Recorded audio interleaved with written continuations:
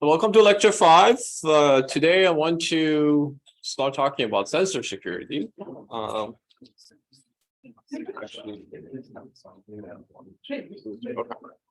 So last time we kind of pivot and talked about cryptography is, this collection of methods and systems that we use to achieve some guarantees. We talked about why we need that and how do we do it. We talked about various different primitives. We talked about encryption, decryption, mostly, but we also talked about other things like secure hash functions, MACs, and digital signatures. And then we also, before that, we kind of talked about security principles, status quo, and how do we establish trust. So this is kind of where we are in terms of things. And now starting from this week, we're going to go more into an end-to-end edge system. We're going to start from the sensor and go all the way to the cloud. And that's going to be kind of like our schedule from the rest of the lectures for the course. So very quickly, I just wanted to quickly recap what we said last time because we talked about lots of things. So we mainly focused on asymmetric encryption mechanisms. We talked about a very important topic called trapdoor functions. And we said that generally the introduction and development of trapdoor functions really, transition the entire cryptography world and make it really, really usable in many, many systems. We talked about, G and F and I, and gave you an example for an RSA algorithm that actually has an example, the concrete example of how this G and I and F works. Goes a little bit into the details of mathematics, so make sure that you kind of follow that. There are tons and tons of tutorials on how, for example, RSA works, so probably you can use those as well.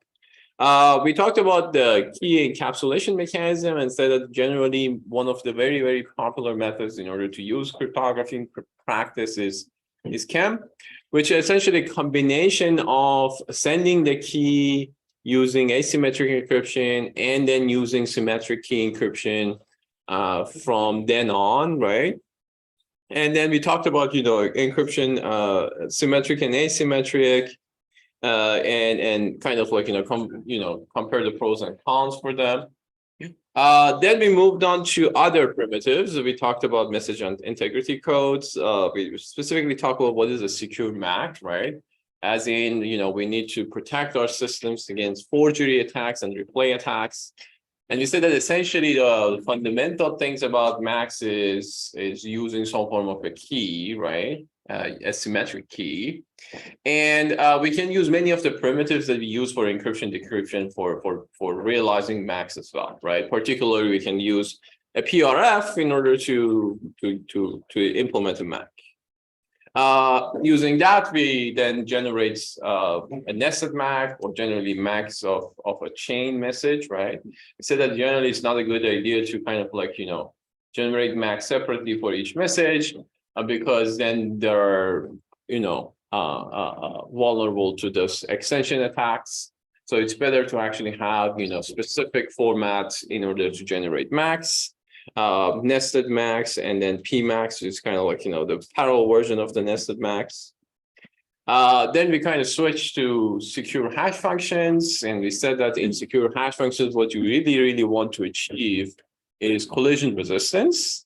And then we define collision resistance mathematically, and then we also talked about a kind of MAC that used hashes. And as you've seen in the past lecture, hashes particularly is very useful in many, many primitives that we use, right? Hashes are used in KEMs, right? Hashes are used in MACs. Hashes are used in digital signatures. So hashes are really, really useful primitives that we use in many, many other things, right? So an example is the hash MAC, which is a combination of hashes and MACs for various messages.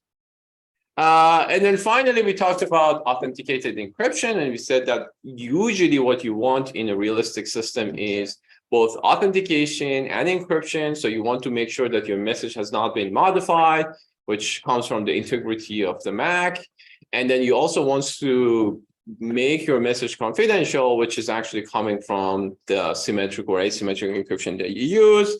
We said that you actually have to do encrypt then MAC rather than MAC then encrypt, right? So there are known attacks for this one, so you don't want to do this. You want to encrypt normally and then compute the MAC over what you have encrypted. And then we obviously talk about digital signatures as the last thing. And the difference between digital signatures and MACs was digital signature is something that everybody can verify, right? So that's a little bit more generic and more useful in real systems. But of course, in order to achieve digital signatures, you need to evaluate some form of trapdoor function. So digital signatures are less, excuse me, are less computationally effective and efficient than MACs, right?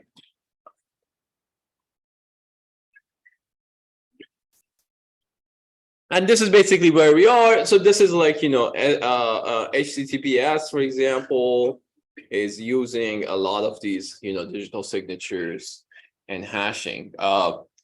We won't have time, unfortunately, to talk about protocols such as HTTP or HTTPS. But primitives now, basically most of the things from the cryptography side of things. So if you're actually interested and curious about these, about TLS in general, you should now be able to understand exactly the steps regarding that. But we're not going to talk about this in the class. It's more an extensive network security class or internet security class that you may want to tease. All right, so that's kind of it for what we discussed last time. Any final question about cryptography before we moving on? So your, CA1 is out, which is about all these things. So yeah, you should be able to start ASAP if you haven't seen the solutions, of course. But let's talk about what we discussed the first time. And that was, if you remember, we talked about boot sequence, right?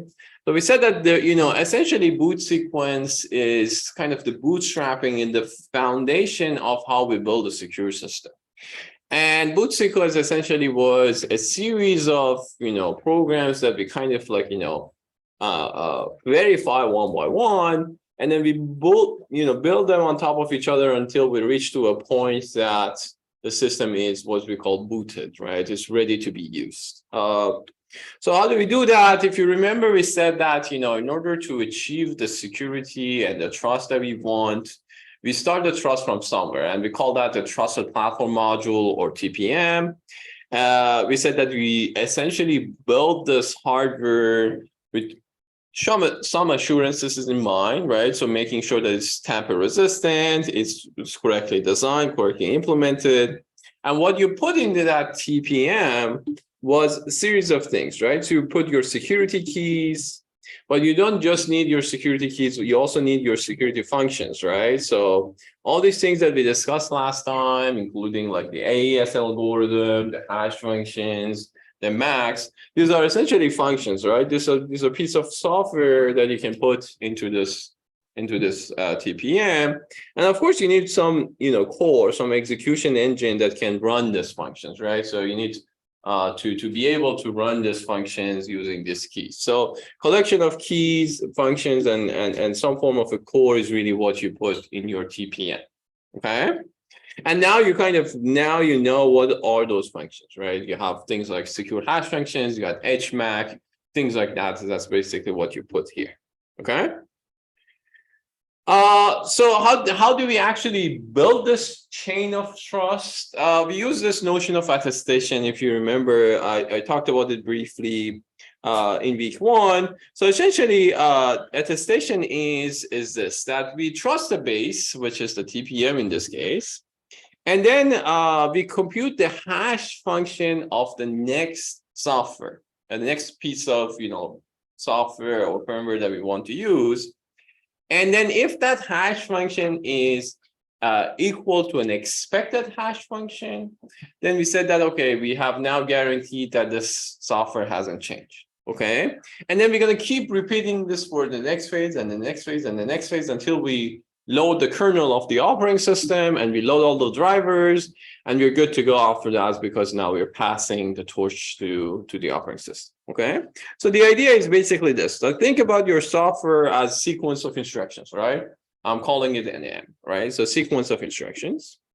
So what you really want to do is saying that I'm going to compute the hash function of this. How do I do that? Essentially, I start initializing my hash, let's call it H, with some initialization vector, IV. And then what I'm going to do is that I'm going to say that, okay, my hash is equal to the hash function of, MI and some H. Okay, so essentially the previous hash combined with a new line of memory. Okay, and then this would be then the input for the next stage, and the next line, and then the next line, and then the next line, and then the next line, and so on and so forth. Okay, and then finally I'm going to get a final hash value, right? Let's call it like H final or something like that. And this value would be some unique number, all right? So for example, a 256-bit number or 512-bit number, but some unique number.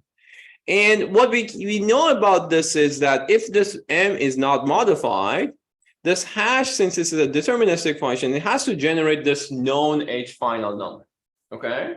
So if I actually have this somewhere stored in my TPM, so within the key, I also store this H final.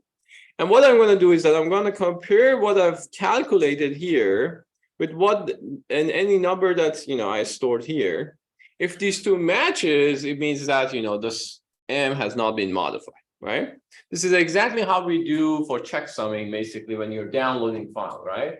If you check, it's always like there's a checksum coming with it that says that, if this file is what the file you're supposed to get, this should be your checksum, right? So the same idea for computing the hash and verifying the software. Essentially, the idea is if the driver is the original driver, the hash function I should know of before, right? So I'm going to check that. So if the adversary actually changed that driver in the process, it will generate a different hash, and I'm going to see the difference, and I'm not going to trust this driver anymore. Okay. So and then I'm going to repeat this for every single software that I want. Okay. So I'm going to do this basically for all these different steps. So this is, for example, for, UFB, which probably you're most familiar with. So we typically start with, the security module, then we, measure. By measure, I mean, I'm computing the hash. I'm going to measure the next step. The next step going to measure the next step. This process will, continue until we basically, load some runtime, and that runtime is where you're going to get your kernel, and then that's it, right? What are these steps? Those of you who are interested in boot sequence, you probably know about these things, but you can go and read a little bit. And essentially, it's just more of understanding where the memory is, understanding where your different inputs and outputs are, where to read things from, and all those things. That's where you do what you do with your boot sequence. And then to give you a little bit more better picture of the hash function computation, as I said, so basically, the TPM starts the measurements. It usually starts with some initialization vector, as I said. Then you put the bootloader, you hash it, and then you combine these two hashes, and then you hash it, and then you do the operating system kernel, you hash it, you combine it with these, the kernel module, hash it, and this would be the final hash. The reason that you want to chain them together as well is that you make sure that the process is also followed correctly, right? So if I do it differently, if there is some kind of interrupt in between, and the operating, the adversary or the malicious user change things along the process, this will not work. So what I'm going to do is that I'm going to compute the hashes separately, but also going to chain them together and compute the hash in a chain fashion as well, to make sure that the whole process, the integrity of the whole process is also guaranteed. Okay, so the bootloader, the kernel module, anything else that I want to add to my trusted computing base, I just basically compute the hash using the TPM. And then finally, at this point, if this value is the value that I expected, then I'm good to go. It means that this can be trusted, this can be trusted, and this can be trusted. So that's how we're gonna achieve our security. If you notice here, so this is kind of like an old picture. So this is using secure hash function 1. Secure hash function 1 was a particular type of hash functions. If you're interested, go and take a look. Nowadays, we no longer use 1 because 1 is using 128 bits, which consider not secure. So we usually move on to the second version and recently the third version of secure hash function algorithms. Okay.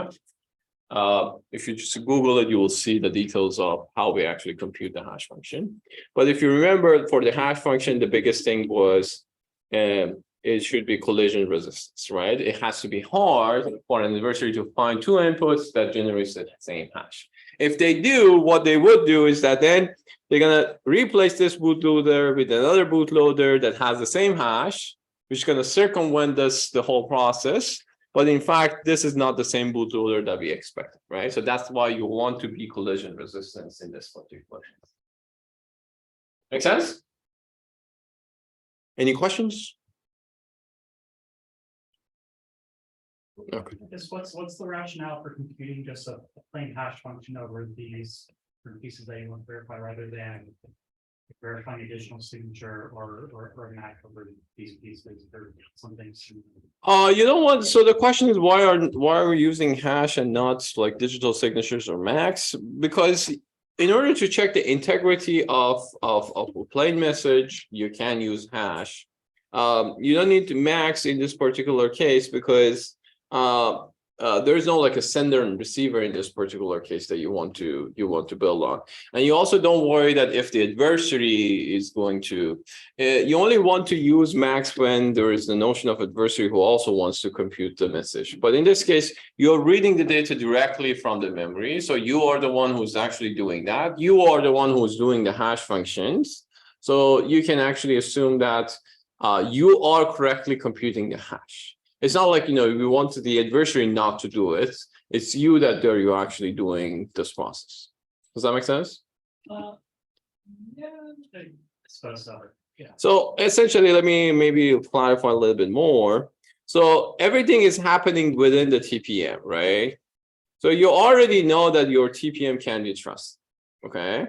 And your input to your TPM is basically the piece of software. That part is also everybody knows about. So there is nothing secret about this, and there's nothing to be worried about this. So all you need to do is being able to just tell whether this has been modified or not. So that's really your function that you're trying to achieve. So you can use, for example, a MAC in order to compute the tag for this.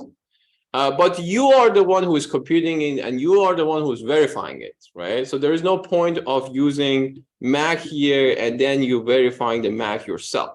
Everything is happening within TPM, right? If I wanted to send it to someone else, then I should have used MAC, and then that second person has to kind of verify. But since I'm computing and verifying myself, then hashes is better. Why hashes is better? Because it's much more computationally efficient than MACs. Yeah.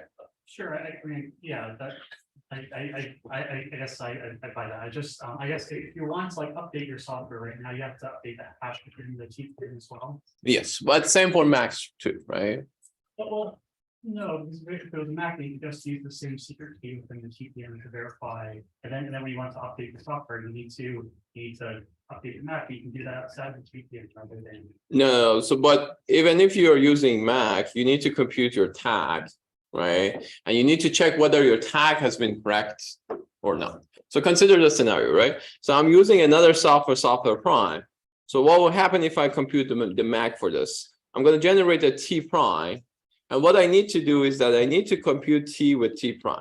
If these two matches, then I can trust this. If these two don't matches, then I cannot trust. So it's still the notion of comparison is there, which means that when I'm updating my software, I need to go and update my tag as well, which is the same case for hash. So same issue for both of them. Yeah. So is this always operated in a like all or nothing approach? Like if one of the hashes aren't verified, then the entire system doesn't boot? Or Yep. can you have it enter a like different state where it just knows that it's not running in a secure way? Yes, it's typically all or nothing. I mean, things fail basically, okay? And then what you do with the failure is a different story. So for example, your driver might fail, which means that I cannot trust the driver and maybe I can continue. So that's really depends on what sort of guarantees you want to. But in most cases, everything fails. So like your boot sequence doesn't go through.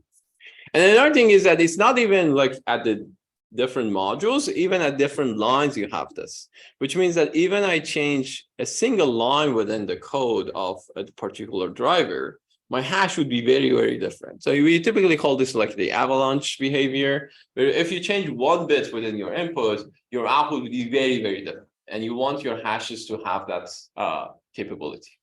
So, like, would this not be used in like high availability devices and stuff like that, where it's important? Well, So that the device can always boot? well, this depends, right? So do you want your device to boot but not be secure, as in like, things have changed, or do you want to boot and don't care, or you want, so it really depends on the scenario. For example, if if you have, for example, a system with multiple modules, then maybe you want to, for example, verify this module. And then if these two modules cannot be trusted, I can still work with this module. That should work. But as I said, in majority of cases, your computer is actually a collection of these modules. And if one cannot be trusted, there's no way that you can trust the rest of it, because they're kind of very integrated to each other.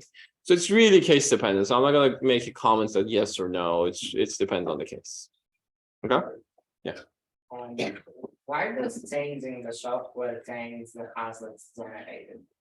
So think about changing the software. So the question was, why changing the software change the hash that's generated? So think about software as sequence of lines, right? And each line is just a number, because you have an ISA sequence of instructions. At the end of the day, they become a machine code, right? So each one is just sequence of numbers, 1 and 0s, okay? So what will happen if you're changing software? You're changing some instructions here. You either add or remove or modify, right? So what you would do is that, for example, I'm flipping this 1 to 0, okay? And now what will happen is that, think about this as an input to your hash function, right?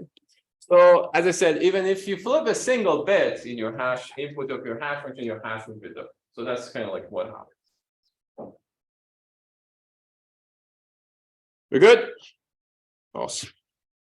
Okay, so this is kind of like where we are right now, right? So we are happy that we can securely boot our system, our crypto systems are working, our TPM is working, and so on and so forth. But how things go wrong, right? So why we have the issue of security in our systems? The issue starts when we start the interaction, right? The moment that we are passing the control to the operating system, or system software or whatever we have, and then that software starts to interact with the rest of the world, that's where all these problems are going to start. Okay. So we are in a secure state, but because of this interaction, we no longer are. Okay. So why we have these issues? Because of the three things, right? So because of the bugs, because of the incorrect assumptions that we have, or we don't know that there are these particular vulnerabilities that we're not aware of. Okay, so because of one of these three reasons, we're gonna have an issue. All right. So if you go back and remember that when we were talking about the computer structure system, we said that systems have a sensing, a local processing, may or may not have some network or cloud, and typically have some actuation, right? So we're going to start our story here and saying that, okay, the very moment that you start, sensing something, the environment outside your system cannot be trusted.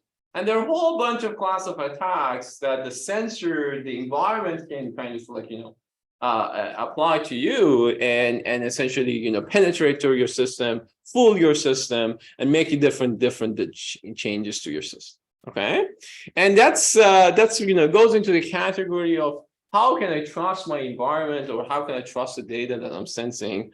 And the short answer is, in most cases, you cannot. I'm going to give you lots of examples today, and next week when we are actually talking about the first round of paper presentations, also another 3 examples of how different sensors can be manipulated in order to create some issues for the system.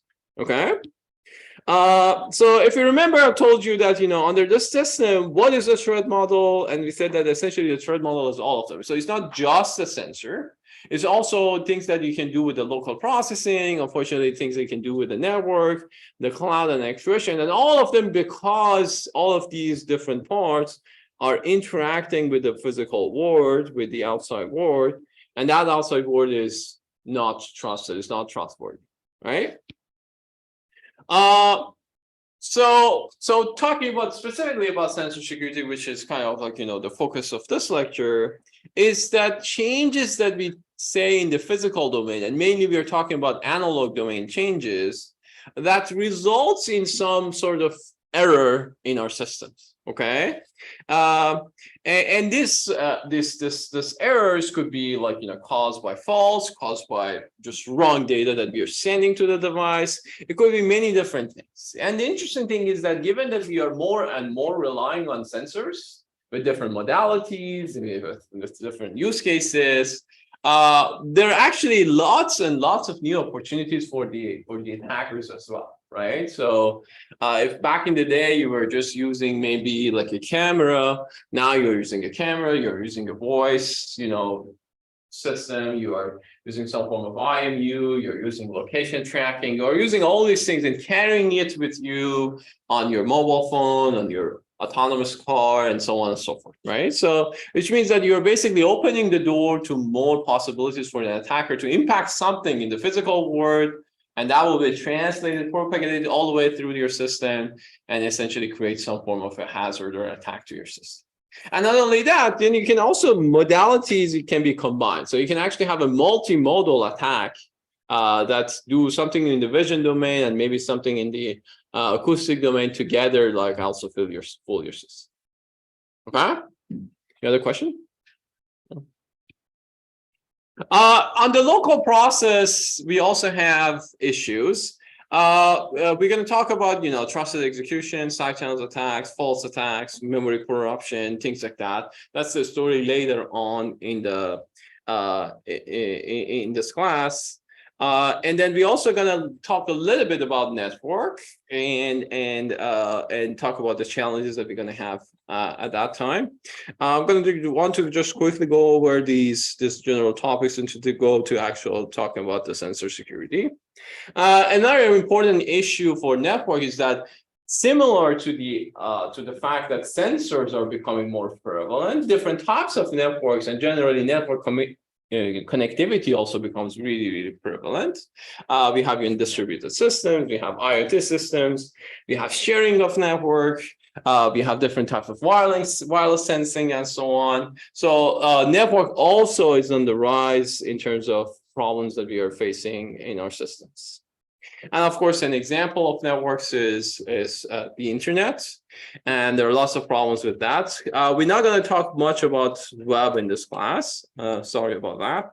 But you probably want to think about, read about that if you're interested later on in the course as well. We're going to talk a little bit about cloud and server as well. And there we're going to see that, all this platform as a service that I talked about in lecture 2, we're going to revisit that way down the line in the course. Okay. Let me actually move on to the actuation part and then start talking about the actual sensor security part. So for the actuation, you can also think about an opposite way of what we're doing with sensor security, right? So essentially, it's the impact that we have in the physical world. But you can also think about actuation as kind of like a means for an attacker to kind of like do something about your system, right? So if you think about what the attacker tries to achieve if they want to attack your system, they typically want one of these three things, right? They either want to steal something, some information, some code, some data from your system, right? That's usually the number one motivation for the attackers. But they may also want to do something digitally to your system, right? So for example, doing denial of service, making sure that your system is not working, things like that. But the third one, which is the most, I would say, impactful one, the most common one, is some form of physical impact to your system, right? So for example, think about you have a PLC that's kind of controlling a valve, right? If the attacker can somehow penetrate and change the control of this, if this valve stops working, then that will result in something catastrophic, right? For example, consider that this is a pipeline of the gas or oil, and then this valve is just basically controlling that, right? If the adversary managed to penetrate to the system and cause a malfunction to that valve, then essentially it breaks down the entire pipeline. Same thing for a medical device. Think about something like a pacemaker that helps your heart to working and operating correctly. Think about someone that actually maliciously penetrate to your system and cause a malfunction in the pacemaker, right? So it's actually directly going to impact the health of the patient. So these are the examples that we want to think about, and it's important for us that this kind of actuation is where you want to stop the system from being vulnerable. Okay, so to give you a kind of a system architecture in another sense, we're going to have a sensing layer or external sensors. We're going to have some form of a communication layer, a processing layer, and some application layer. All right. So instead of doing sensing, local network, cloud actuation, think about it this way as well. That we're going to sense things, we're going to communicate things, we're going to process things, and we're going to using some applications to define these use cases. Okay. And this could be local or could be on the cloud. And let's now focus on this part first. Later I'm going to just jump into the rest of this three phases as well. Okay, so we're gonna look into this different class of computing devices, right? We're gonna looking at the IoT devices. We're gonna look at the mobile and general cell phone devices. We're gonna look at the laptops and PC devices, and we're gonna also looking at servers. And in each one, this platform that I'm showing to you is a little bit different. Okay, so let's now focus on the sensing part, and let's mainly talk about the class of devices that are close to the sensing, and that would be your cyber physical devices, your Internet of Things devices, embedded devices, smart devices, this class of devices. Okay, so generally we are mainly now interested in this group of devices because that's where the sensing usually happens. Okay. So a little, a quick overview of sensors. Sensors are really diverse. You are actually having more than 300 types of different sensors, which really big number, and many different conversion methods. So some of them are from physical to electric. Some of them are based on some physical movements. There are different ways of you convert some type of energy to another type of energy. So we are basically having some picture like this in our sensor board, right? So we have some physical domain, which is typically what we call the measurement, the environment. Then we transduce this into some analog signals. So this transduction actually happens that we take some physical property and generate some form of an analog signal for it. In the analog domain, that's usually where the majority of your sensor, functionality is. You typically first amplify it. You amplify the region of interest, the signal that you really want to work on. You usually filter it in order to kind of get rid of the interference, the things that you don't want. And then you convert it into the digital world, right? Using some analog to digital converter. Now it's time to kind of convert this analog signal to the digital signal. And that's where you're going to start your processing, right? This processing usually happens outside your sensor. So very rarely you see that your processing is actually happen inside your system. So you typically send it to some other baseband processor or some remote processor to do the statistics. Okay.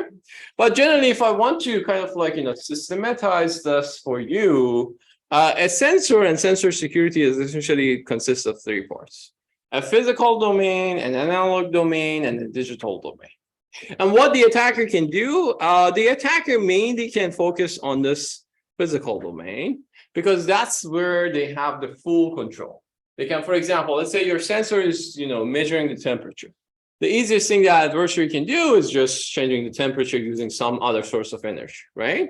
It's much more harder to change things at the analog domain, and it's significantly more harder to do things at the digital domain. But as you will see, that the attacker can actually do those things as well. Okay, so it's not just the physical domain that we are interested in.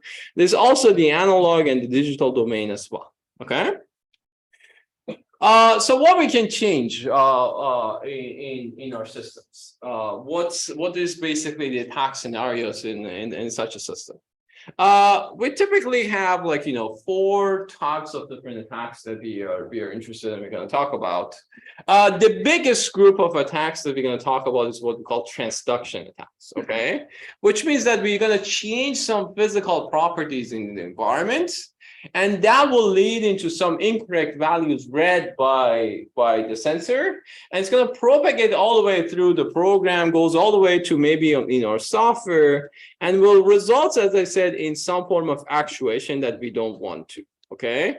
This actuation, as I said, could be loss of information, as in somebody going to steal some information from us based on this activity. But in majority of cases, it leads into some form of digital or physical actuation. So for example, I change the temperature in this room and maybe the door gets unlocked, something like that, right? So if this door is kind of having some sensor that for some reason is reading the temperature of this room in order to be locked or unlocked, maybe I can change this temperature somehow that cause some malfunction and cause this door to be unlocked. Right, so the unlocking activity becomes the actuation that we don't want to, the actuation that the attacker wants, and the change that we do is basically the spoofing or the fooling of the attack. Okay, so that's number one. That's the transduction attacks. We're going to talk a lot about this with the examples that I'm going to give you, and almost all the papers that you're going to read this week and present next week are going to be about this transduction attacks. Okay. But other than that, there's also 3 other things that we are interested in. The second one is what we call a denial of service or DOS attack. Essentially, we are going to change the physical property in order to basically completely break down the system. Okay. Or we can also do this in order to kind of prevent the device to read a correct value. So it's not just I'm going to change the properties in order to kind of read some values. We're going to jam the system in order to not be able to see the value that they're supposed to. So for example, let's say I want to send some correct message to you and you want to receive that message from me. And then let's say there is an adversary who's basically jammed the signal so that whatever I send to you, you won't listen. You won't be able to hear it, right? So that goes into the denial of service attacks, okay? It's not like they change my message when I'm sending to you. They just jam it or block my message from reading it to you. And this is just one example. There could be many, many other examples in this scenario as well, okay? The third class of attacks that we're going to talk later on in this class, in this lecture, is what we call integrity or fault attacks, which essentially what we do is we attack the system itself, not the environment. We attack the system and try to make some bit flips, some changes in the system from the sense value. So the sensor sends the data, gets some X, and then send it to basically the analog and digital domain, right? Then once this X is being processed, we're going to create some faults so that hopefully this X becomes X prime, and then basically have the same impact as if we have read X prime from the beginning, right? So the difference between false and general transduction is that during this transduction, you just change the environments and that will propagate all the way through. But the fault attacks is essentially attacking the system, mainly the analog domain system, in order to change the results. Okay, and of course, you may not bother about the physical or analog domain. You may want to directly attack the digital domain as well. I'm going to also later on in the lecture, I'm going to give you an example of how we can do the digital attacks in the system as well. Okay. Any questions so far?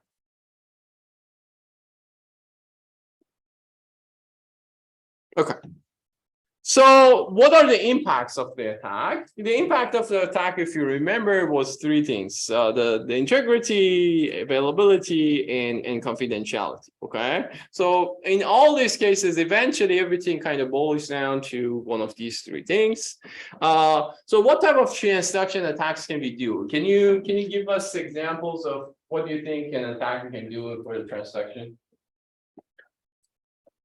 Tell me about different modalities, what we can change in different modality. Yeah. Heat up the room, like warmer than it's supposed to be, to get the sensor to move higher that. Okay, so changing the temperature. Yes. Humidity, I guess.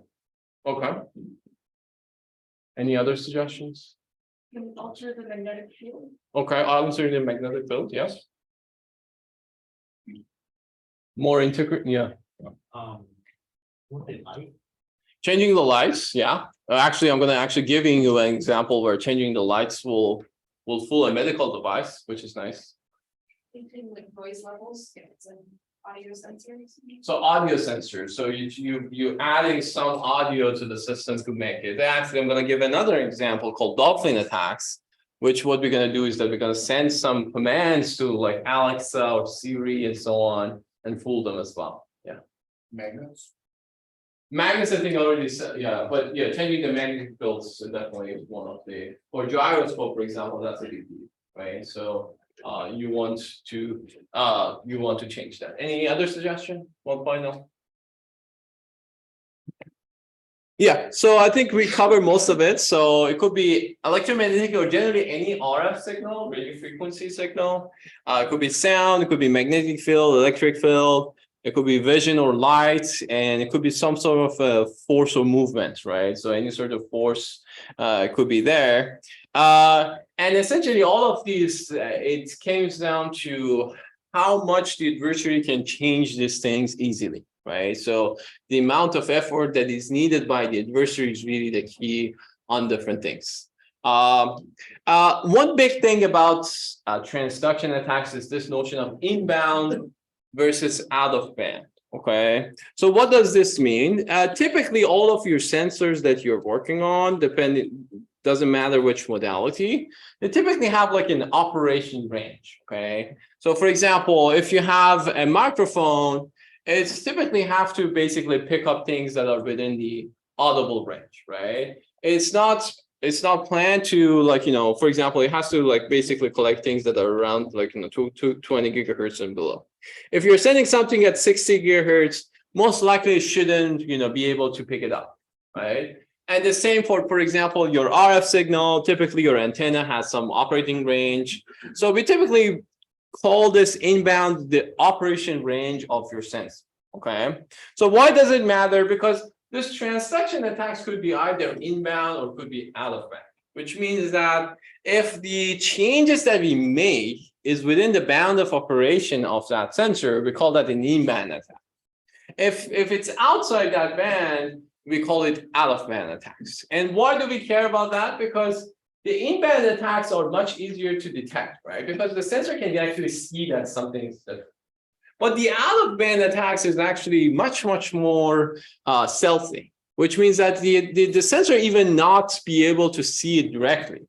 But there will be some kind of nonlinear effect, some secondary effect that eventually change things inbound, right? And that's really interesting because many of these attacks that we're going to talk about are actually out-of-band attacks because you don't see it. So for example, the example of temperature, right? So if your temperature sensor is kind of working in some range, if somebody starts changing the temperature, you will see some form of anomalous behavior, right? If you're kind of like, expecting some degree. So for example, if you come here and all of a sudden here is 120 degrees, there's something wrong, right? So we can kind of sense it. Versus for voices, if we create this inaudible sound, and then send it to your microphone, it's really hard to detect that. So just keep in mind that there's a big difference between within this band of operation versus being out of this band of operation. And when I'm giving you examples, just keep in mind and compare the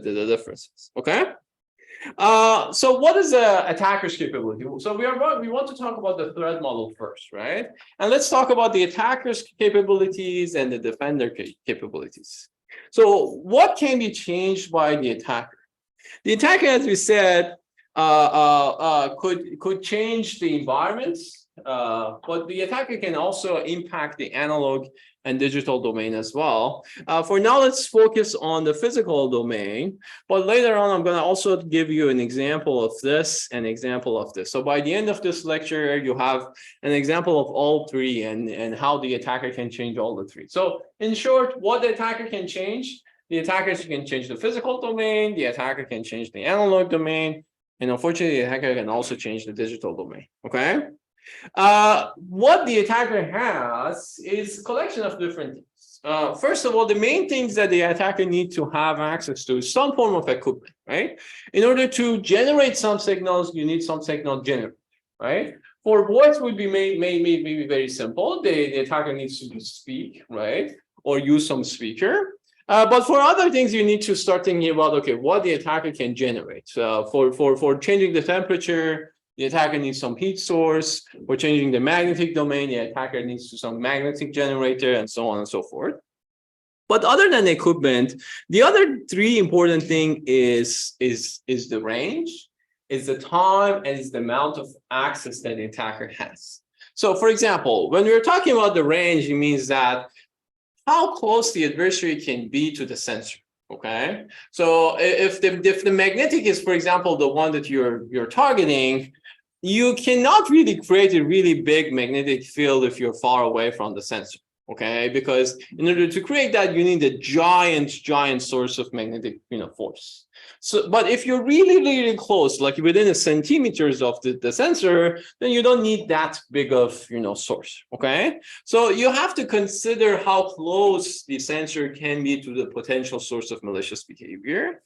And not just that, the exposure, the time it takes for the attacks to work is also very important. Okay. And finally, the level of access, as in like what things we can access to the system, what things we cannot access, can we partially access the system, and so on and so forth. Okay. So always keep in mind about these capabilities. And what we're going to do is usually, like whenever you hear about a particular attack, I want you to quickly think about this. What is the modality? What was the threat model? What was the capability of the attacker, and all those things? And in fact, usually in your quizzes, they typically give you few scenarios and ask you to give us the answer to this type of questions, because that's very important. Why? Because as a designer, you want to answer this question and design your system to be robust against some assumptions, right? So you want to say, okay, my system might be vulnerable to magnetic attacks, but only if the magnetic is bigger than this amplitude. And in order to get to, larger amplitudes, you need such and such source of magnetic probes, which may not be feasible in this scenario that I'm using. So my system is safe now. So that's kind of like you argue that your system is safe. But in order to achieve to that point, you need to have the correct assumptions about your system. Okay? Oops. So how do we model the sensors attacks? So I'm borrowing this mathematical model from a recent paper on this field. So the way it works is that we can consider a sensor system as chain of transfer functions. Okay. So remember, I told you that there is a transduction, then there is some form of amplification, then there is usually some form of filtering. So what's really we are doing here is we are modeling each of these with some function f, okay? And this function f has some input x and has some output x2, or like it takes x1 and it outputs x2. And then basically this is kind of like going chain by chain. Each one might also have some form of noise added to them. So it's not always you're getting the perfect output to the next round. You might also be added with some noise. And at the end of the day, what you're getting is that your output is essentially the function, oops, is a transfer function that is combination of these functions and some noise. And this noise also an additive noise that is kind of combined together. Okay. So that's kind of like, what very simple mathematical model that we can have for a sensor. And if you want to add the adversary to this equation as well, the adversary essentially what it does is adding this additional kind of like, elements to the noise. So it's the inputs is still the same. You're not changing the input, but what you're really changing is that you're adding additional noise to the system. Okay. How do you add this noise? You usually have some generator function to generate that noise. Then you typically have some form of a minimal transfer function for generating the noise for each step. And then you add that noise to the underlying noise that you had before. And that would be the inputs to the transfer function. You may or may not add this noise to every step. In some cases, you add the noise to every step. In some cases, you just add the noise to one of the steps, right? And that's where the idea of like physical versus analog versus digital comes into play. But even within the analog, you may add noise to the amplifier, but not adding noise to the transduction, right? But typically what we really want to do is adding noise to the transduction process. That's what we do in most cases, okay? So that's kind of like, where we design our system. And in order to be robust against the system is that you have to be able to model this noise, and your Y should be basically robust against this noise. If you can design your system to be robust against that, then that's where we're going to have a system that is secure. Okay. And essentially, that's how we're going to achieve security in the system, that we're going to tolerate this noise. And then by tolerating this noise, we're going to ensure that this Y is the same Y that we are having here. If we can have that, then we have security in this system. Okay? Any questions? Right. So quick, admin trivia announcement. One was, so your paper reviewing starts today, right? So the first round of papers. The template is on this link, same link that I showed you before. Make sure that you follow the template exactly, right? One page, there are 3 different stages, different things that you need to mention. Just follow that. As I showed you this before, there's also this kind of nice paper on telling you how to read papers. For those of you, this is kind of new to you. Definitely I suggest to kind of like take a look at that one as well. In terms of submitting your reviews, if you go to Gradescope, you will see now that there is like 3 different slots. It's G11 and G12 and G13. As I said before, just pick any of those 3 papers that you want, read it and write the review, and then submit the 1-page PDF to one of these 3. Okay, and then you just leave the other 2 blank. Okay, so that's how you're gonna do it. You have until Sunday night to upload your reviews. Okay, any questions about paper reviews? This applies to both on campus and MS Online students. The second thing is the presentation schedule is out. So I think everybody should see their names. Check the Excel sheet. The first round of presentation is going to be next week. Yeah, this is of course for in-person students. And if you have any problem with finding your teammates, or if you cannot find, you already found the other, but you cannot find the other, just let me know. And then if there's any other issues, there were like a couple tiny issues that I fixed today. So we should be good, but if there's any issue, let me know. Anybody has any questions or doubts about this? Yeah. What if one of our group members can't come to the presentation day if they're like not in? So question is, what if somebody cannot come? So we have one request like that. We don't want that to happen. But if there is like a, rare cases, have them email to me and discuss what was the problem. And then we can figure something out. If it's rare, then we can accommodate 1 or 2 people. The way it works is probably either they record their section and then you play it once you're presenting it, or we can have them join the Zoom and then talk. It's just a little bit of hassle in terms of like, getting the speaker to work and stuff like that. But yeah, if there's like really a special problem, we can figure it out. Is there anyone that their name is not on the list currently? Are all of you on the list? Okay. And then for the presentations, follow the format that I described in lecture 1, right? Since there are 4 of you, those of you who are 4, you can talk for like 12 minutes. That's fine. You can have that 2 extra minutes because there are 4 of you. Those who are 3, just stick to that 10 minutes rule. Okay. So yeah. The CA is also out. Check CampusFire for the link and everything. The deadline is 2 weeks, so it's not much time, but the project is also very, very simple. It's just kind of step by step. You have to go through XORing and stuff like that. It's nothing really serious. It's just more of like to give you a hands-on experience. And I'll kind of give you an opportunity to review the things that we discussed in the class, especially about like one-time pad and so on.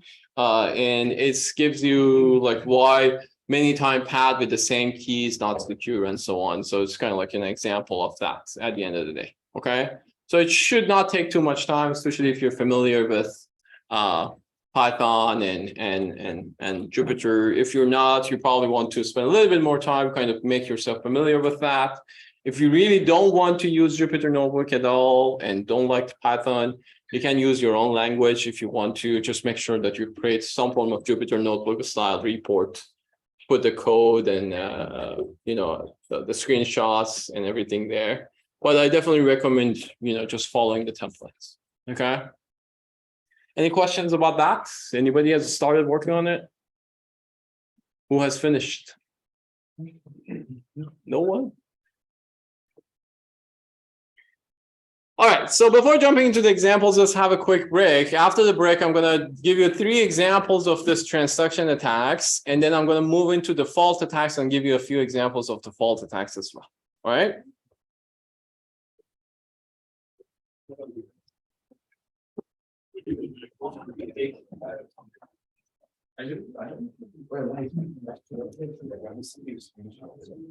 Yeah, so I mean, questions about paper list. If you go to schedule, right, on week 1 you will see the link to the paper list. You'll just go there, download the paper and read it. On the schedule, you also, if you go down, you will see that there's like 2 sheets. If you click on this sheet, you will see the schedule of the presentations. In those schedule, you will see that some of them are colored green. Those that are green are like 4 people. Those that are white, there are 3 people. I think we're gonna add another paper to week 4, but there was one group that we completely missed for some reason. So we might add actually that to that as well. Okay.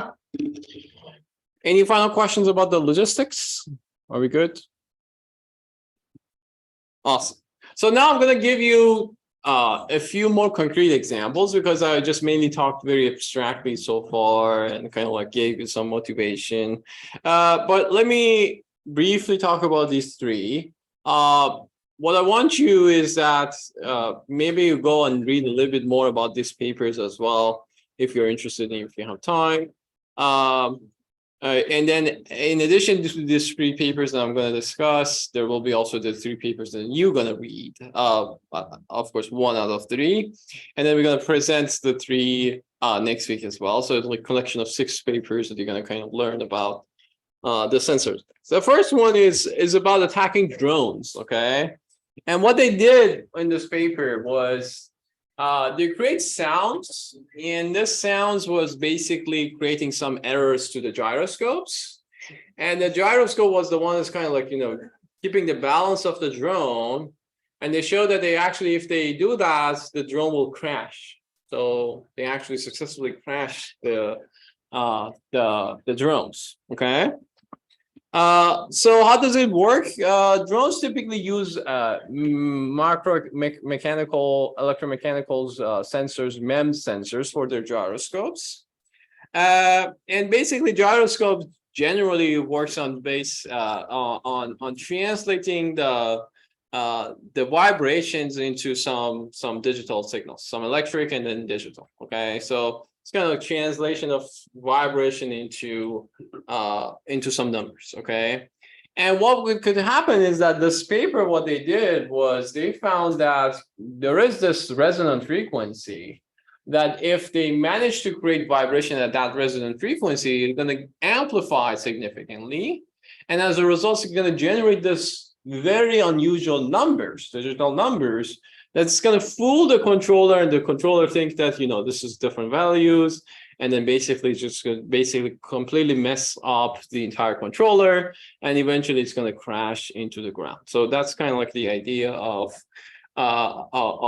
this work. And the biggest thing was like the existence of this resonant frequency, and the fact that this resonant frequency can be easily generated. Okay, so if this resonant frequency was like really hard to generate, the attacker couldn't do it. But what they showed that this is indeed possible to create that. This is kind of like their the attack scenario, the attack model. So what they have is this red parts here are essentially the parts that they use for the attack. Essentially what they have is this speaker as the source of the generating the attack. Remember I told you that there needs to be some source. So they use an actual speaker to kind of send this vibration, which is in terms of an acoustic signal. And it was powerful enough that it can actually propagate a few hundred meters or so. And what will happen is that this gyroscope sensor will get this noise signal. This is essentially added as a noise to their system. And then it makes the flight control and eventually the drone body like malfunction and then crashing the system, right? In order to generate this speaker, of course, you need to kind of figure out what is the right frequency to send the signal. So they have a whole bunch of kind of like, interface to read this off of the gyroscope during the training phase. They use some form of an Arduino and laptop in order to kind of analyze the signal, to create the actual signal that they want, they amplify that signal, and then send that signal to the space, to the environment, right? It's an example of transduction attacks, right? So the way it works is they change the environment around the drone. The drone will read this incorrectly and then will cause the system to crash. The actuation essentially is the crash. So here are some results. I guess this first one is just the raw data samples from the gyroscope. I think it has 4 different gyroscopes, this particular drone that they looked at. And as you can see, there's this particular region where the attack is actually happening. And you see that basically the data that they're reading is completely different than the rest of these regions, okay? And that's kind of the indication that the raw data is creating problems.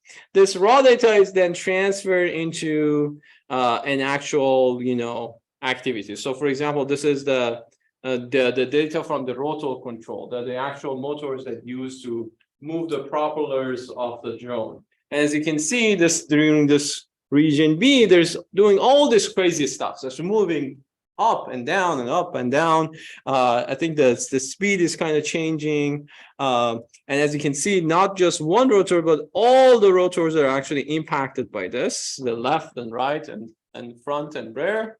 And basically that was what happens to the altitude. So this is actually the altitude of the drone. As you can see, it was kind of going up, but then immediately after the attack starts, the altitude goes down, and then the the drone actually crashes.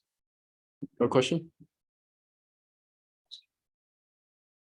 All right, so this is one example of how a sensor can be manipulated, right? This is an example of kind of like, transduction out of band attack, right?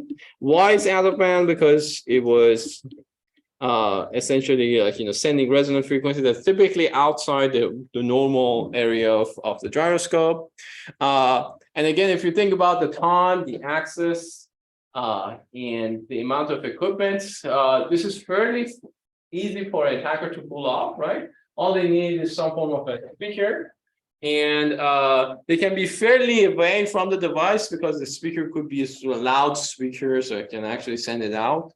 And you can see that the time it needs is not that much, right? So you're talking about milliseconds or seconds in order for this to work.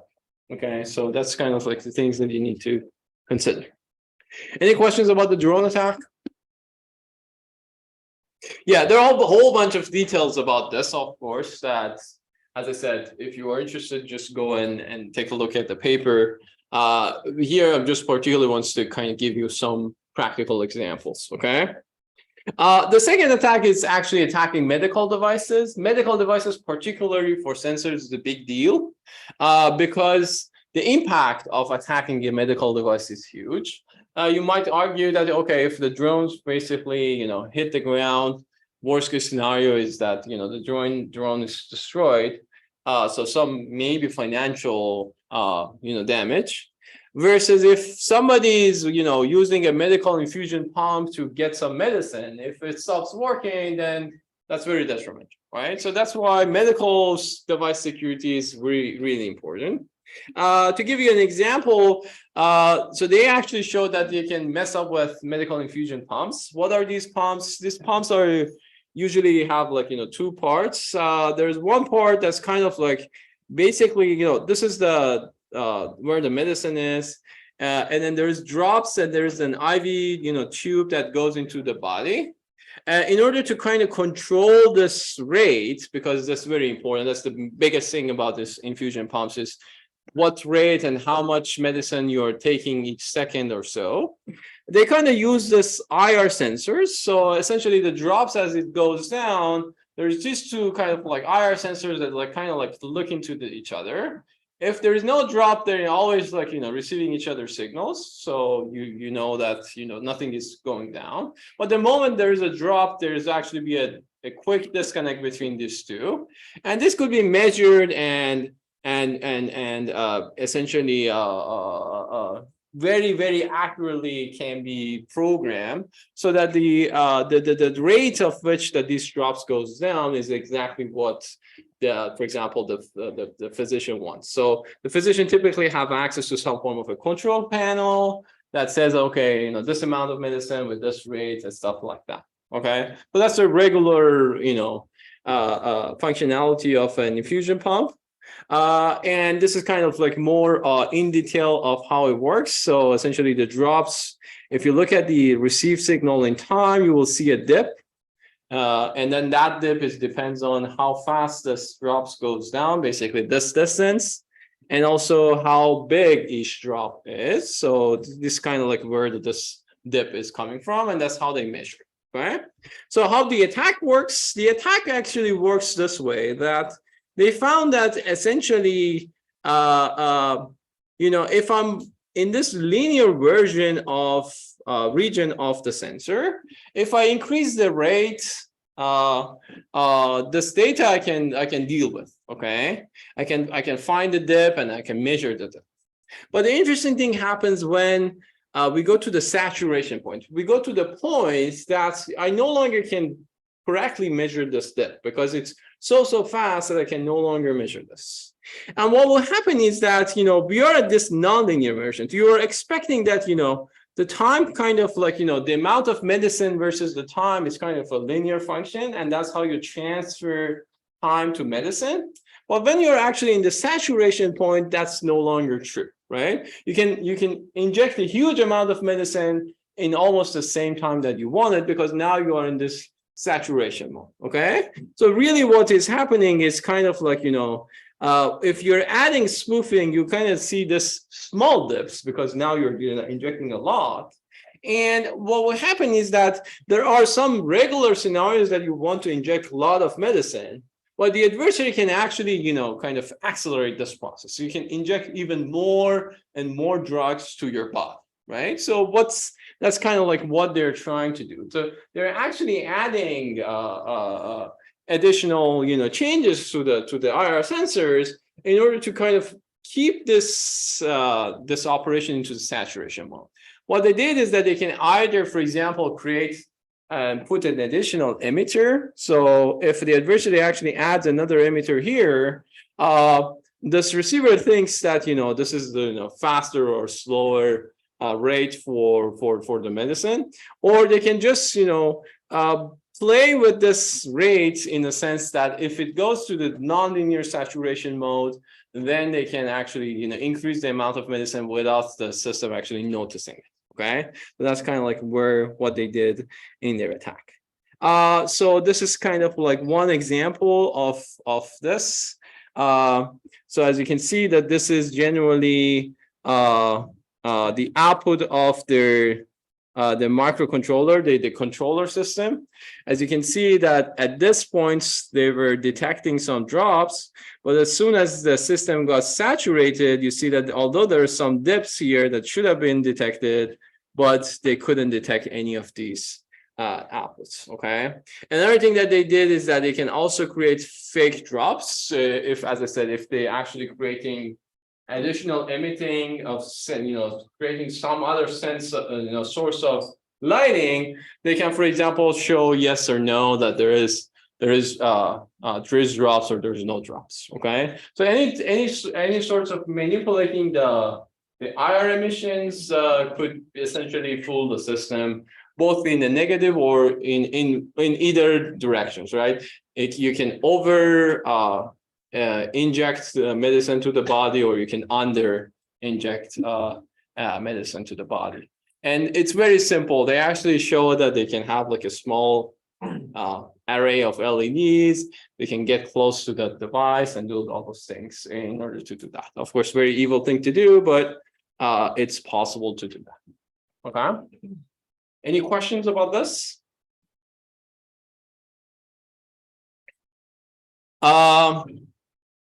One more thing I wanted to say. Oh, yeah. So about this is that this is more of so it's still inbound, right? So it's not outbound. Still, you see the same light. It's just moving into the saturation mode, and this saturation is actually one of the things that's very, very commonly used in sensor attacks. That you expect your sensors to kind of having a transfer function F, right? As if you remember, I told you that this is how we model the sensors. But as soon as it goes to the saturation, then it's kind of substituted with F prime, right? And that's where all of those things that you said that, oh, I can tolerate the noise with this amount and that amount, that was applicable to F, but not F prime. And that's the fundamental reasons that these attacks are successful, okay? All right, and the third one that I want to talk about is what we call dolphin attacks. It's basically creating this inaudible voice commands. This one in particular was quite popular when it was introduced. I remember it was like, news articles and so on about them. This is actually presented last time when we offered this course. So I'm going to borrow those slides from this original students who presented this. So generally, dolphin attacks is this kind of voice command control attacks, which they modulate some inaudible commands to the audible domain and cause the system to react. Okay, so if you have, for example, a VCS system, a voice control system, you would expect that it's listened to the conversations, right? And you would expect that if there is any command that going through the system, you should also be able to hear, right? So that's kind of the expectation. What these guys did is that they send this signal S, but this signal is inaudible, which means that even if people are within the same room, they may not be able to hear what has been said, okay? But the kind of the trick that they use is that this is going to be translated to some audible signal, and that audible signal will be kind of processed by the VCS system and will result in some form of a command, okay, some form of an action. For example, what they discussed in the paper was it will force the system to kind of visit a particular website, okay, or it will visit or force the system to kind of like send a message or do anything, essentially anything that your Siri can do. They show that they can do it in audibles. And then what would the use cases? The use cases would be a room like this, right? So I mean, you would assume that, you know, your Siri, for example, is protected. Well, let's say someone in this room tries to send this inaudible commands to everybody else and then force them to do, force their devices to do something malicious. Okay, so that's kind of like the idea of the system. Okay, there are a whole bunch of, you know, things that they talk about: sending false information, spying on the camera, denial of service, for example, like making the system to become like, you know, go to the airplane mode and stuff like that. Okay, so how does it work? So essentially, before just talking about how it works, the VCS system essentially similar to any other system that you've seen. It has a physical, it has an analog, and it has a digital domain. The physical part is, of course, the sound. The sound will be captured usually similar to the gyroscope with some form of a MEMS microphone. It will be then amplified, filtered, and convert to a digital domain. So that's where, so this is the analog part, this is the physical part, and this is your digital part. During the digital process, you typically also do another pre-filtering. And then you want to basically activate your system. Most of these VCS systems are mostly inactivated until you say a particular word, right? So like, hey Siri, hey Google, things like that. So that activation goes through, for example, some recognition, speech recognition algorithms. Most of them are speaker independent, which means that whoever says, for example, hey Siri, your mobile should react. If it's a speaker, yeah, there you go. If it's speaker dependent, then only if I say, for example, hey Siri, my phone has to react. If you say so, it shouldn't work, right? So, but in most cases, it's speaker independent. So it activates based on that. And once it's activated, then it actually listens to what you're saying to them, right? So it's, I'll do this and do that and stuff like that. And it's so prevalent these days that, you know, cars have it, your home has it, your mobile has it. So it's a big deal these days, right? So how does the attack works? So the attack basically works on this very, very clever way of modulating signal. I didn't put the picture here, but the way it works is that they show that, for example, let's say I'm plotting the frequency domain signal of voice. So you would probably see something like this, which, for example, here is the 20 kilohertz.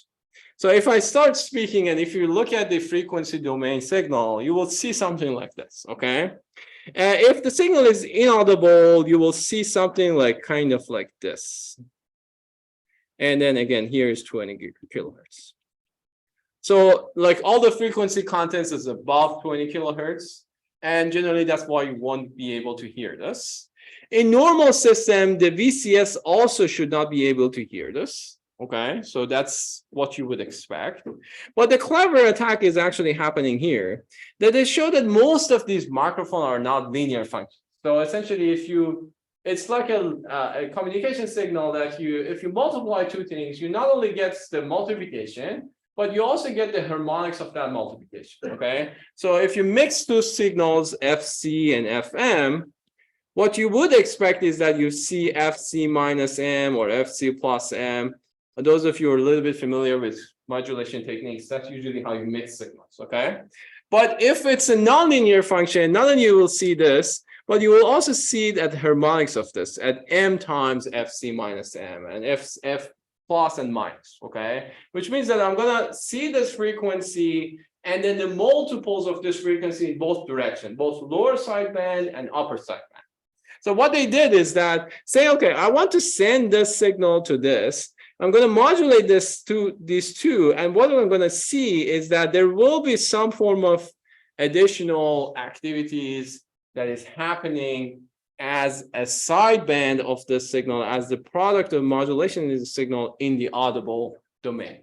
When I'm sending it, this cannot be heard, but when the microphone receive it, since microphone is doing some mixing protocol, it will generate this blue signals after the modulation. So if I go back here, if I go here, this sound signal is essentially this, okay? But I'm gonna, since this, if I create this correctly, when I'm mixing it with the amplifier, it will create this plus some small things here, okay? Why? Because of the mixing signal that is happening between the mixer, which is essentially the way that the MEMS working, and the signal that I'm receiving, okay? And what they did is, after that is just kind of reverse engineering and understanding that if I send this signal S, what I'm going to get is S plus some signal, some injection that I want. And if I change this S prime, then I'm going to change this I prime. And now I can basically find the transfer function between these two. And now I can generally say whatever I want to say, I'm going to find the corresponding S prime for it, and I'm going to send that to the microphone, okay? So for example, if I want to tell open the door, which is this my I prime, I need to find the corresponding S that if it's mixed with that particular microphone, it will create that signal for it, okay? So that's kind of like, kind of communication 101. They did that. They talked about the details of that. I'm not going to go through it, but essentially what they did was they show that they can do it using some form of a high-end signal generator, and then creating some signal source, some ultrasonic speaker. The ultrasonic is essentially the ones that creates sounds beyond 20 kilohertz. And then they show that the cell phone can be fooled. Another interesting thing that they did was that, so of course this is more sophisticated setup for them. They also showed that they can actually do it with very kind of like handheld small setup as well. So they had this small ultrasonic sensor transducer. They have a small amplifier, and they use their own cell phone to kind of fool the other cell phone. So like handheld kind of setup can be also used to create this as well. Okay. So this is kind of like a little bit more details of how it works.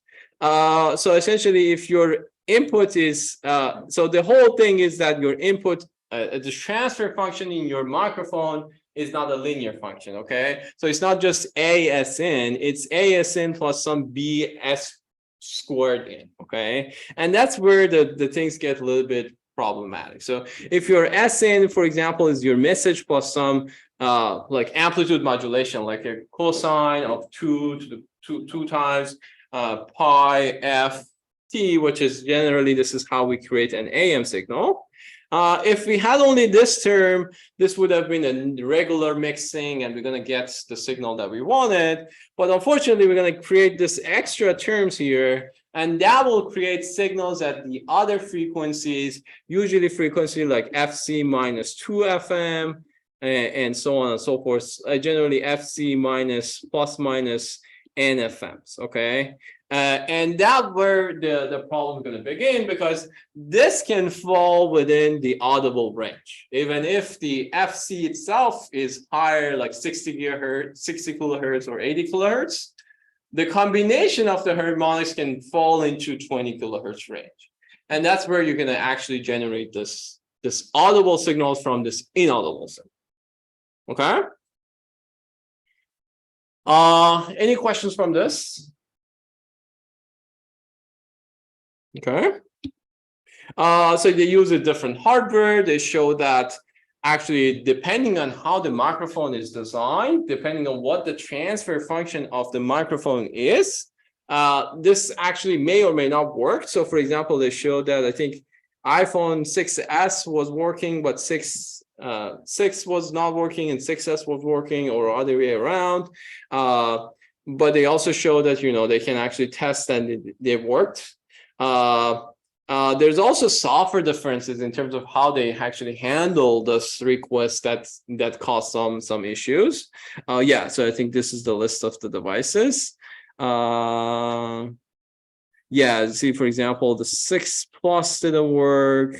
That's the only one actually didn't work. They see that all the others are kind of working. They show the frequency range for each one, the distance that they got it to work, because of course, if farther away, the transfer function might be different, and so on and so forth. So they have like a pretty elaborate results as well. If you're interested, go and take a look. Okay.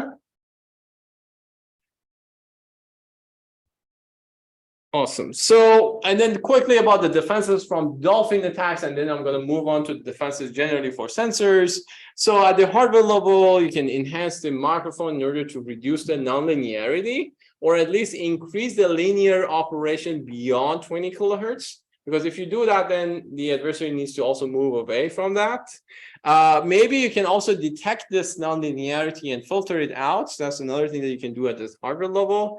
At the software level, maybe you can actually detect these sort of behaviors, right? Detect the signatures that there is some high order components and low order components. Maybe we can detect these kind of things as well. So some form of classifications is what we can do in order to detect this. All right. So to summarize about these 3 attacks, what I wanted to show is that if you understand the operation of a particular sensor in the system, what you could do is that you can generate a smart noise, an adaptive noise, such that this noise can fool the system, right? So for the gyroscope, they kind of analyze it. For VCS system, they kind of analyze it. So really what is happening is that you go to the physics of the sensors, and an adversary is motivated and incentivized to do that, unfortunately. And what they could do is that they can generate this adversarial spoofing samples, okay? And then as I showed you through the 3 different examples, the outcome could be, you know, denial of service, crashing the drone. It could be wrong behavior, such as the second one, or it could be some information leakage, such as the third, right? And then, of course, in all 3 cases, there are some assumptions about the adversary, as in what the adversary can or cannot do. For example, on the insulin pump, if you shut down the door, if you lock the doors, then the attacker cannot go into that room, so you're safe, right? So some notion of physical security is useful for that particular case. But for example, for something like a drone, you cannot achieve that, because your drone gonna, like, you know, fly everywhere.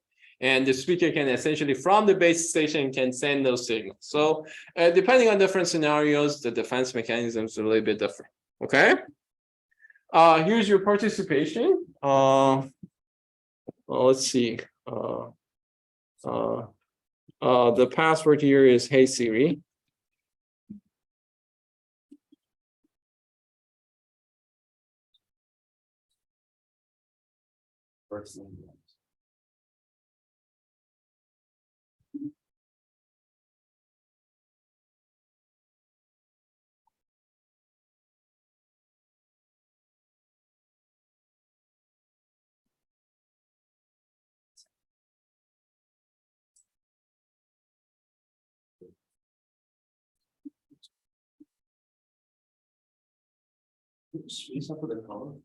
Yes.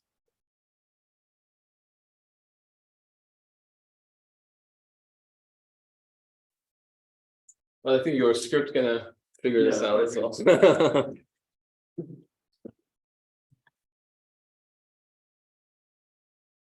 All right, we good?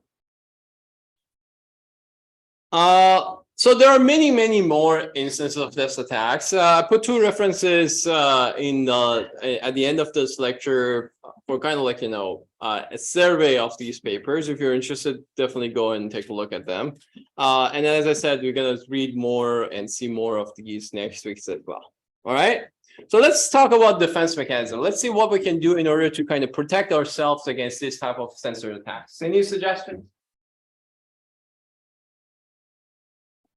what we can do to like prevent any of these three attacks, or generally any sort of transduction attacks that we can do in that sensor.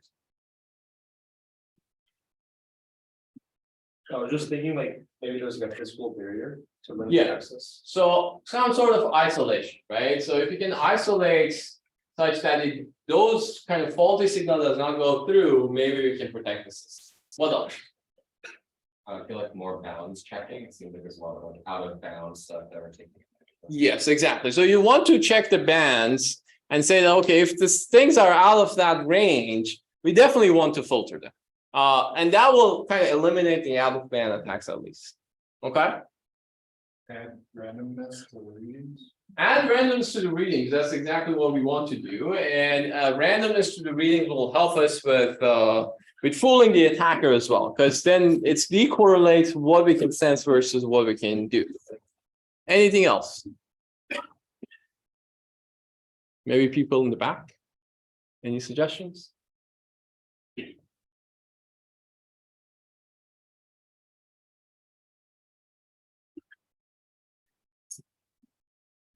So what we can do is, based on what you're saying, look, you were all in the right direction. So you generally want to either detect or you want to prevent, okay? And both of them are useful. The detection is kind of after the fact in some sense, but still valuable because you can prevent worse things, from happening, right? So on the detection side, you're basically looking for some form of patterns, all right? So if you see some repeating patterns or some signatures that you have seen before, you know there's going to be there, and that's basically how you're going to use for detection, okay? And then what you can do is also some form of gain between various different sensors. So for example, you can use one sensor to generate some signal and have the other sensor to collect it and see what has been collected. If you see that it's not the same thing, that's kind of an indication that something is going on, right? So if this is trusted and this is trusted and the adversary is kind of sitting in between and changing things, if I receive the same thing as supposed to receive, then I can trust the sensor, right? You can do this with the actuator as well. So if this is an actuator, this can create some signal. If it's sensor, then you may want to kind of add redundancy to your system, right? Or you can collaboratively sense things. But generally, the idea is that you want to kind of like see if there's a particular pattern that you need to be worried about, okay? And that's basically the idea of the detection.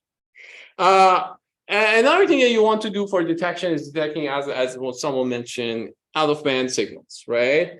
Or you may want to detect other modalities. So for example, if your microphone is just supposed to read things from the microphone and not any other modality, maybe you want to detect that if there is something going on with those modalities, okay?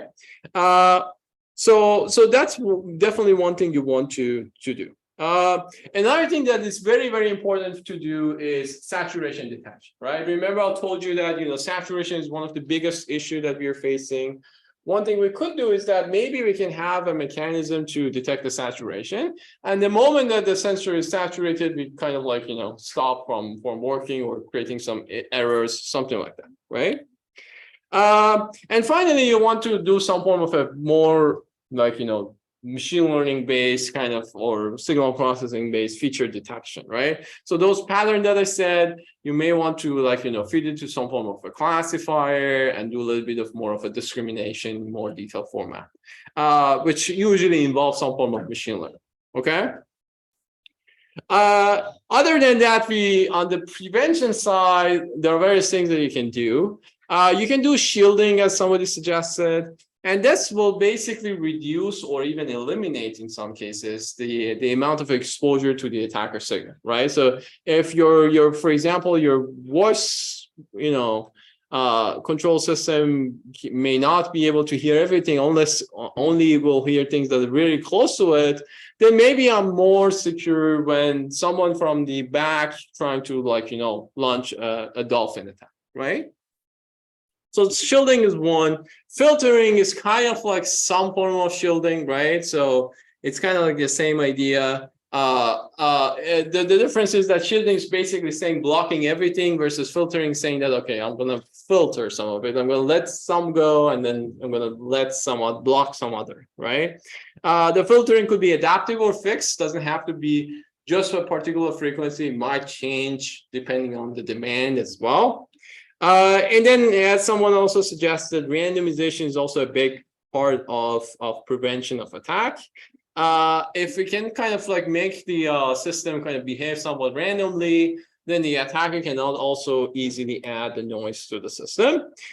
Of course, this one has the trade-off between accuracy and security, right? So if you add randomness to the data that you're sending, the value that you're reading also going to be impacted, right? So you want to be a little bit careful about how much randomness you want to add to your system as well. Of course, better design is always one of the ways to prevent these attacks to happen. So, for example, as I said, microphones has this nonlinear component, but if you pay more, you're going to have better quality microphones that has less nonlinearity. So maybe if your system is security critical, you want to like design a microphone that has less nonlinearity. The obvious trade-off here is that better design means more costs. And this cost is either comes an actual dollar amount or some form of overhead, like power overhead and so on and so forth. So you have to also be mindful of that. Okay. Finally, we do sensor fusion. If you remember, we talked about defense in depth. So what you can do is creating some redundancy. You can look at multiple modalities. You can combine results from multiple sensors. If you can all those things, then you are less vulnerable to one particular failure, right? So the attacker needs to attack all these different modalities or different sensors in order to be able to really attack your system. So sensor fusion can help you with that as well, okay? So this is kind of like an example of defense in-depth scenario, okay? So that's about it for sensor security and how we can protect it on the transduction side, okay? Any questions so far? All right, so I guess we don't have much time. I'm just very briefly, I'm going to talk about what is false, but next time I'm going to actually talk about the false. So if you go back to here, I've so far described the problems that we're going to have here, right? At the transaction side, an attacker can change things in the physical domain, and that will be translated into some wrong values, and those wrong values will propagate all the way through to either change the medicine, to either change the control of your actuator and kind of like, crash it down, or some commands that will result in like you visiting a particular website or right? But now let's actually focus on this second part, and this is the analog domain part. And what we can do here is, obviously we cannot change the environment anymore. Well, what we can do is that we can change the operating behavior of this, the operating environment of this, and cause some faults in the system, okay? For example, if your device becomes too hot, most likely it will flip some bits or changing some operation. If the frequency changes, if the voltage changes, if there's some like additional laser signal, if there are all things like that, you're not changing the environment. The data has been read and translated into the analog signal. But what you can do is actually creating faults in order to kind of flip them, okay? And then this flipping can happen in the analog domain using some analog signal. But as later on I'm going to show is that, for example, if you change the voltage or frequency or change the clock, the way that the sampling of your flip-flop works, for example, will be also messed up. And as a result, data will be flipped at the digital domain as well. Okay, so faults can be actually quite powerful in many of these systems. All right. So basically, we talked about this. We kind of talked about this a little bit. We're going to talk more about this, but now I'm going to talk about these two things. Essentially, I'm going to talk about it in the next lecture. Just keep in mind that there are kind of 4 levels of attacks that we can do. We can change things at the instruction level, at the microarchitectural level, at the circuit level, or at the environment level. So we can create faults at any of these levels. All right. So next time I'm going to talk about those.